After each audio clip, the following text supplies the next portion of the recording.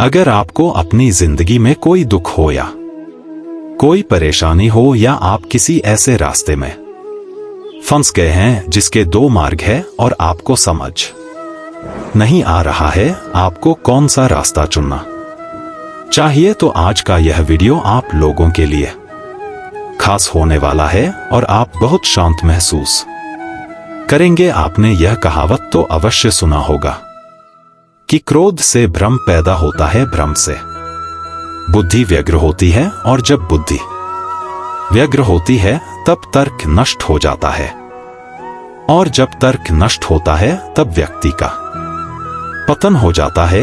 यह कहावत भगवान श्री कृष्ण ने स्वयं कहा था। श्री कृष्ण कहते हैं, क्रोध एक ऐसा जहर है जो व्यक्ति को मारता तो नहीं लेकिन उसको अपने जैसा विसला बना देता है। अब आप सोचेंगे भला क्रोध किसी व्यक्ति को विसला कैसे बना सकता है? वह इसलिए क्योंकि अक्सर जब इंसान गुस्से में होता है तो अपना आप खो बैठता है, सामने वाले को ऐसे शब्द बोल जाता है जो किसी जहर से कम नहीं लगते। आप में से ऐसे बहुत से लोग होंगे जिसे क्रोध की वजह से बहुत सी परेशानियों का सामना करना पड़ा होगा, क्योंकि क्रोध के आवेश में आकर अक्सर इंसान अपने पराये का लिहाजा भूल जाता है, जिसके चलते वह अपने सबसे करीबी रिश्ते गवा बैठता है। अब सवाल यह है कि क्रोध की इस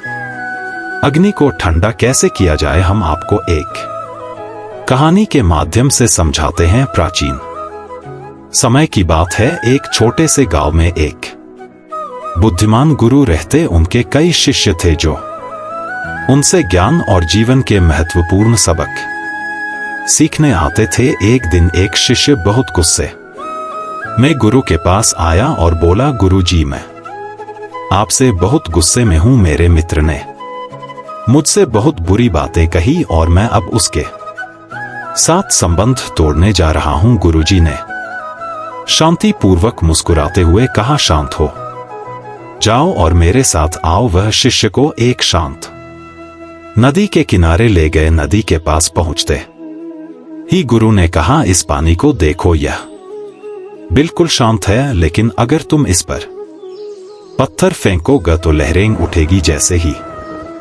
पत्थर की गति थम जाएगी पानी फिर से शांत हो जाएगा। शिष्य ने नदी में पत्थर फेंका और देखा कि पानी में लहरें उठी और फिर धीरे धीरे शांत हो गई। गुरु ने कहा, तुम्हारे गुस्से का भी यही हाल है। जब कोई तुमसे बुरा कहता है या तुम्हारे साथ गलत करता है तो वह एक पत्थर की तरह होता है जो तुम्हारे मन के शांत पानी को बाधित करता है। अगर तुम उसे और बढ़ावा देते हो तो लहरें तेज होगी, लेकिन यदि तुम शांत हो जाओगे तो लहरें सहते ही थम जाएगी और तुम्हारा मन फिर से शांत हो जाएगा। शिष्य ने गुरु की बातों को ध्यान से सुना और समझा कि गुस्से में आकर सही निर्णय नहीं लिया जा सकता। उन्होंने महसूस किया कि जब भी गुस्सा आता है उस समय शांत रहकर सोचना चाहिए ताकि मन स्थिर हो सके और सही निर्णय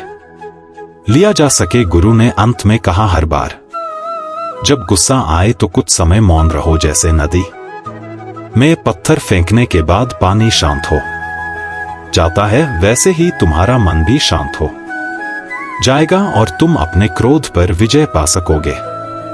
इस कहानी से शिष्य ने एक मूल्यवान सबक सीखा कि गुस्से में जल्दबाजी में निर्णय नहीं लेना चाहिए, बल्कि शांत रहकर समझदारी से काम लेना चाहिए। इसलिए दोस्तों, जब भी आपको गुस्सा आए तो कुछ समय के लिए मौन रहिए। इससे आपका क्रोध शांत हो जाएगा और आप बेहतर तरीके से स्थिति को संभाल सकेंगे। श्री कृष्ण कहते हैं, भय भय सबको होता है, चाहे वह पशु हो, पक्षी हो या मनुष्य। वास्तविकता में मनुष्य भय को अपने साथ लेकर ही जन्म लेता है। और इस भय से भय कैसा? यदि भय बुरा भाव होता तो क्या इसे हम अपने साथ लेकर जन्म लेते? वास्तविकता में भय हमें आगे बढ़ने के लिए प्रेरित करता है। अब देखिए, जीवन जीने का भय आपसे स्वयं की सुरक्षा करवाने का प्रयास करता है, अपमान का भय सदाचार की ओर बढ़ाता है, किसी प्रिय को खो देने का भय उसके लिए कर्तव्य पालन करने के लिए प्रेरित करता है, किंतु यह भय बुरा तब हो जाता है जब आप इसे अपने ऊपर हावी होने देते हैं, इसके लिए कुछ प्रयास नहीं कर पाते। इसलिए यदि इस भय को उपयोग में लाना है, आपको स्वयं इस भय के ऊपर हावी हो जाना पड़ेगा। तो तोड़ दीजिए भय की सीमाएं, अपने आत्मा को छोड़ के किसी और के समक्ष सर मत झुकाएं और स्मरण रखिए, जब अंधकार से डरना छोड़ दोगे तभी दीपक बनकर प्रकाश दे पाओगे। जिनके अंदर डर स्वाभाविक है, उनको अपने दिमाग और मन को एक बात समझा होगी, अगर मुझे अच्छी जिंदगी जीनी है तो मुझे इस डर को जीतना होगा, और इसके लिए मुझे योजना पूर्वक एक के बाद एक कदम उठाने पड़ेंगे। खुद को यकीन दिलाना ही होगा कि वक्त रहते ही खुद को बदलना पड़ेगा। अगर हम नहीं बदले तो वक्त ने बदलने की कोशिश की तो बड़ी तकलीफ होगी। पहले आप खुद से सवाल कीजिए, क्या मैं डर की वजह से आगे नहीं बढ़ रहा हूं? क्या डर की वजह से मुझे सफलता नहीं मिल रही? अगर आपका उत्तर हां है तो चलो डर के अंदर चाहते हैं। हमें ध्यान से समझना पड़ेगा हमें डर क्यों लगता है, क्योंकि हमारे अंदर आत्मविश्वास की कमी है। फिर सवाल आता है, हमारे अंदर आत्मविश्वास क्यों कम है? क्यों जिस क्षेत्र में हम सफलता हासिल करना चाहते हैं, उस क्षेत्र के बारे में हमारा ज्ञान अधूरा है। इसके लिए जिस क्षेत्र में सफलता हासिल करनी है, उस क्षेत्र के प्रति जितना हो सके उतना अभ्यास करना है और ज्ञान हासिल करना है, जिससे हमारे भीतर आत्मविश्वास आए और जिससे कुछ हद तक हमारा डर कम हो जाएगा। श्री कृष्ण कहते हैं, हालात को देखने का नजरिया तय करता है कि हमारा भविष्य कैसा होगा। जो लोग नकारात्मक सोचते हैं, उनके जीवन में कई तरह की परेशानियां बढ़ने लगती है। जिस तरह हम लोगों की सोच एक जैसी नहीं हो सकती, उसी तरह चीजों को देखने और उन्हें समझने का हमारा नजरिया भी एक जैसा नहीं हो सकता। कोई इंसान ऐसा होता है जो हमेशा अच्छी चीजें सोचता है, तो कोई ऐसा होता है जिसके दिमाग में हमेशा बुरे विचार ही आते हैं। उसी तरह कोई व्यक्ति ऐसा होता है जिसमें कुछ ना कुछ अच्छाई जरूर होता है, लेकिन कोई ऐसा भी होता है जो हर चीज में कमियां ही निकालता है। दोनों ही सिचुएशन में दो अलग अलग तरह की सोच रखने वाले व्यक्तियों को लगता है कि वह सही है, सही सोचने वाले को लगता है कि वह सही सोच रहा है, और गलत सोचने वाले को लगता है कि वह भी सही सोच रहा है। लेकिन कहीं ना कहीं दोनों में से कोई एक व्यक्ति ही सही है। अब मैं आपको एक छोटी सी कहानी के माध्यम से समझाता हूं कि हमारा लोगों और जिंदगी के प्रति नजरिया कैसा होना चाहिए। एक छोटा सा गांव था जहां एक युवक रहता था। उसकी परिस्थितियां बहुत कठिन थी। उसके परिवार की आर्थिक स्थिति ठीक नहीं थी और गांव में संसाधनों की भी कमी थी। लोग अक्सर उसे यह कहकर हतोत्साहित करते, तुम्हारी किस्मत में कुछ अच्छा नहीं है, इतना संघर्ष के बाद भी तुम सफल नहीं हो पा रहे हो। लेकिन युवक हमेशा मुस्कुराता और कहता, मैं कोशिश करूंगा और मुझे विश्वास है कि जरूर कुछ अच्छा होगा। वह हर दिन अपने काम पर मेहनत करता, पढ़ाई में जुटा रहता, जो भी गलतियां करता उनसे सीखता। उसने कभी नकारात्मक सोच को अपने ऊपर हावी नहीं होने दिया। लोग उसकी परिस्थितियों को देखकर ताने देते थे, लेकिन उसने उन बातों को नजरअंदाज किया और अपनी सोच को सकारात्मक रखा। वह जानता था कि समस्याएं हर किसी के जीवन का हिस्सा होती है, लेकिन सकारात्मक सोच के साथ आगे बढ़ने पर ही समाधान मिलते हैं। धीरे धीरे उसकी मेहनत रंग लाने लगी। उसे एक नौकरी का मौका मिला और उसने अपने परिवार की स्थिति को सुधारने में महत्वपूर्ण भूमिका निभाई। लोग अब उसकी तारीफ करने लगे, जो कभी उसकी आलोचना करते थे। इसलिए अगर हम हर परिस्थिति में सकारात्मक सोचे और दूसरों की गलतियों से सीख ले तो हम सफलता की ओर अग्रसर हो सकते हैं। जीवन में मुश्किलें आती है, लेकिन उन्हें सकारात्मक नजरिए से देखना और धैर्य के साथ आगे बढ़ना ही असली जीत है। श्री कृष्ण कहते हैं कि मन चंचल है, किंतु यह हमारे अधीन है और हमारी अनोखी शक्ति है, जिसके सही उपयोग से हम किसी भी बाधा को पार कर सकते हैं। आपका दिमाग आपके जीवन में अच्छाई के निर्माण के लिए सबसे महत्वपूर्ण है,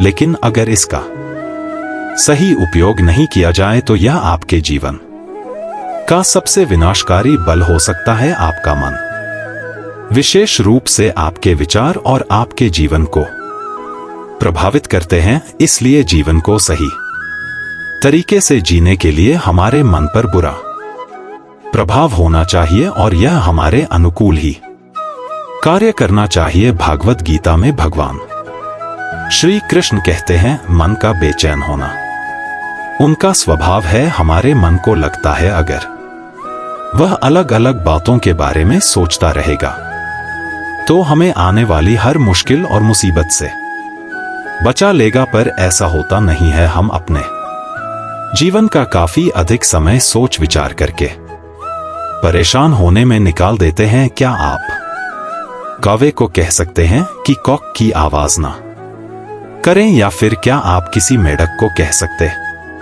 हैं कि वह पानी देखते ही ऊंची छलांग ना मारे? हमारा मन भी कुछ ऐसा ही है। जीवन में कुछ भी होता है, अच्छा या बुरा, हमारा मन उस पर कॉक करने लगता है। कक से मेरा मतलब है चिंता करना। आइए एक कहानी के माध्यम से समझते हैं। एक बार एक गांव में एक व्यक्ति रहता था जो हमेशा चिंतित और बेचैन रहता था। उसे छोटी छोटी बातों को बहुत फिक्र रहती थी। जब भी कोई परेशानी आती है उसका मन अशांत हो जाता। वह हर समस्या का हल जल्द से जल्द निकालना चाहता था, लेकिन बेचैन मन उसे परेशान कर देता था। एक दिन वह एक बुद्धिमान बुजुर्ग के पास पहुंचा और बोला, मुझे शांति नहीं मिल रही, मेरा मन हमेशा उलझा रहता है, मुझे क्या आप कोई उपाय बता सकते हैं?